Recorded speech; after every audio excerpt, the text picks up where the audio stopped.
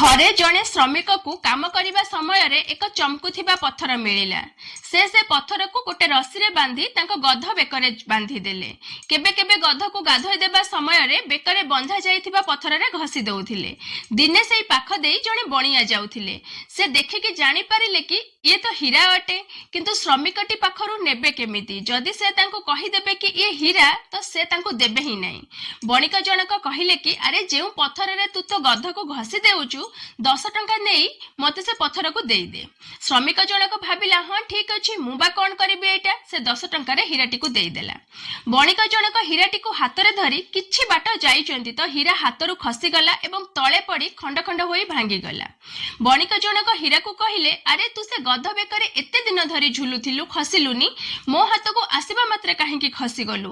ହୀରା କହିଲା, ସେ ଗଧକୁ ଆଉ ଶ୍ରମିକକୁ ମୋର ମୂଲ୍ୟ ଜଣା ନଥିଲା, କିନ୍ତୁ ତୁମେ ତ ବଣିଆ ଅଟ, ତୁମେ ମୋର ମୂଲ୍ୟ ଜାଣିଛ, ତଥାପି ତୁମେ ମୋର ମୂଲ୍ୟ 10 ଟଙ୍କା ଲଗେଇଲ, ମୁଁ ଭାଙ୍ଗି ହିଁ ତ ଯିବି ନା।